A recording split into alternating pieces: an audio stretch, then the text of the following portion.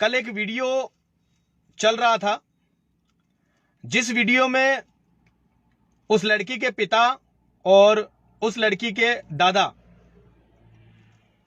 पूरे हिंदू समाज से आग्रह कर रहे थे और अपने समाज से, जाट समुदाय की लड़की थी, जाट समाज से भी आग्रह कर रहे थे, संत समाज से भी आग्रह कर रहे थे कि वो हमारा साथ खड़े हो। मैं इस लाइव के माध्यम से उन लोगों को बता देना चाहता हूं, उसके पिताजी को, उसके दादाजी को ये चीज बता देना चाहता हूं कि भले ही हम कितना भी समाजवाद करें, ये एक हमारी परंपरा रही है कि हम सामाजिक संगठन बनाते हैं और समाज के लिए हमेशा तैयार रहते हैं, किंतु भाई धर्म हमेशा हिंदू प्रथम। हम धर्म से, कर्म से हिंदू और सनातनी है, तो आपको आग्रह करने की आवश्यकता नहीं। आज प्रत्येक हिंदू के दिल में वही दर्द है जो इस समय आप महसूस कर रहे हैं। पूरी सनातन संस्कृति, जहां भी धर्म पर प्रहार होगा तो कोई भी सामाजिक संगठन वो नालायक सामाजिक संगठन ही होगा जो इस समय अपने आप को खामोश रखेगा। हम अपनी अपनी ताकतों को संग्रहित इसीलिए करते हैं ताकि हम अपने धर्म की सुरक्षा कर सके, ताकि हम अपनी संस्कृति की सुरक्षा कर सके। और हमारे देश में लगातार इस तरह के जो मुद्दे सामने आ रहे हैं, ये जो लव जिहाद का मुद्दा है, एक 18 साल की बच्ची को, जो 18 साल की अभी हुई है, उस बच्ची के साथ लव जिहाद जैसा मुद्दा होता है।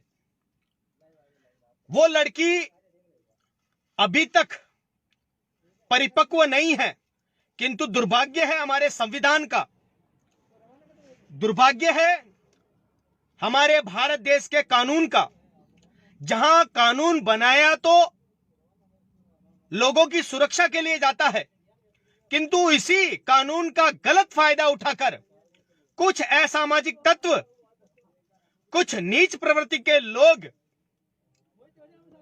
बच्चियों के साथ इस प्रकार के मुद्दे करके उनको दलदल में धकेलने का काम करते हैं। श्री राष्ट्रीय परशुराम सेना संघ का प्रत्येक कार्यकर्ता आपके साथ खड़ा है और वो मुद्दे में जब उनका लाइव वीडियो चल रहा था, उसमें वो अपने लिए मरने की बात कह रहे थे।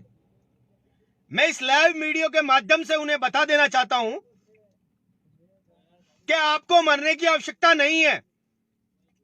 जो भी व्यक्ति इस तरह के कुकर्म करेगा, जो भी व्यक्ति समाज की जो एक बनाई हुई रेखा को पार करने का प्रयास करेगा, जो भी व्यक्ति हमारे सामाजिक कार्यों में हस्तक्षेप करने का कार्य करेगा, पछताना उसे पड़ेगा। कानून अपनी जगह है, संस्कृति, धर्म अपनी जगह है।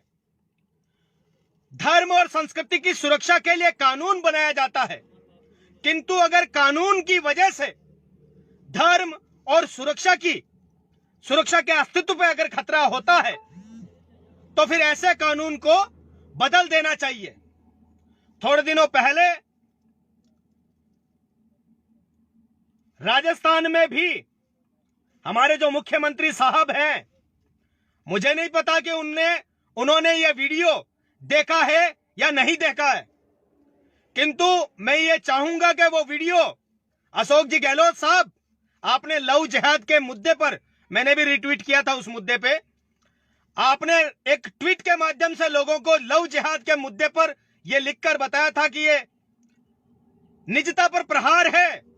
लव जिहाद पर जो कानून बनाया गया था वो निजता पर प्रहार है। उन अशोक जी गहलोत को इस बूढ़े दादा और उसके पिता के वो आंसू देखने चाहिए। अपने कलेजे की कोर को, जिसे 18 साल तक पाल पोस कर बड़ा किया, कैसे एक नीच निर्लज व्यक्ति के साथ वो अपनी बच्ची को सौंप दे। पीड़ा होती है मुख्यमंत्री साहब, कानून ठीक है, कानून सुरक्षा के लिए बनाया जाए तो कानून ठीक है, किंतु छोटी छोटी बच्चियों को बरगलाकर उनकी परिपक्वता से पहले उन्हें फंसाकर इस तरह के जो मुद्दे सामने आते हैं, फिर बच्चियों की लाशें सूटकेस में पड़ी मिलती है, समाज में नाक कटती है, लोग दूसरों को मुंह दिखाने के लायक नहीं बचते। ऐसे मुद्दों पर, ऐसे संवेदनशील मुद्दे पर मुख्यमंत्री साहब के ये बयान हमें पसंद नहीं आए। निसंदेह परशुराम सेना संघ इस परिवार के साथ खड़ी है और हम यथासंभव कानूनी प्रक्रिया से, अगर कानून में कहीं भी कुछ भी है तो कानूनी प्रक्रिया से भी प्रशासन से गुहार लगाएंगे कि इस परिवार की अरदास सुने।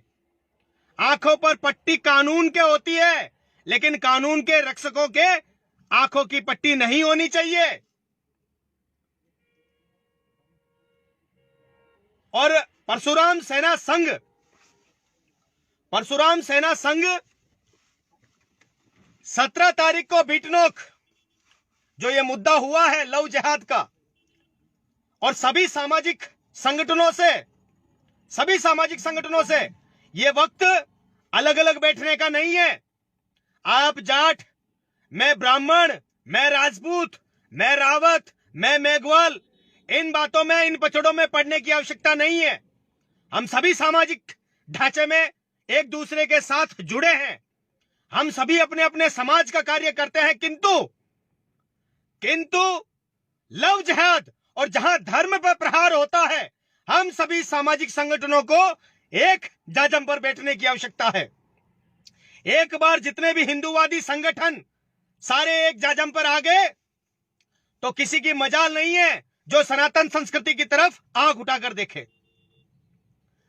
आप सभी संगठनों से आह्वान करते हैं, जिस तरह से वो वीडियो वायरल हो रहा है, उनके दर्द को समझे, उनके दुख को समझे, उस पीड़ा को अपनी पीड़ा समझे और ज्यादा से ज्यादा संख्या में इस परिवार को न्याय दिलाने के लिए, इस परिवार के साथ उचित न्याय हो।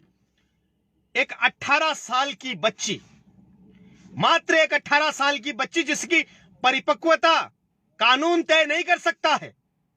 कोई 5 मिनट बाद, किसी को परिपक्व होने में 21 साल लग जाता है, कोई तो 25-25 साल तक परिपक्व नहीं होते। माननीय मुख्यमंत्री साहब, आपके 45 साल के नेताजी हैं जो अभी तक परिपक्व नहीं है, फिर कैसे ये कानून 18 साल की बच्चियों को परिपक्व बता देता है और उन्हें सौंप देता है किसी के भी हाथों में। माँ बाप की जिम्मेदारियों से उसे दूर कर दिया जाता है। वही माँ बाप जो 18 साल तक उस बच्ची को बड़ा करते हैं, उसके लिए उत्तम से उत्तम व्यवस्था करने का प्रयास करते हैं, इस कानून की वजह से एक झटके में बच्चियां उन माता पिताओं से दूर हो जाती है और कानून का डर बताकर ऐसे माँ बाप लाचार हो जाते हैं। क्या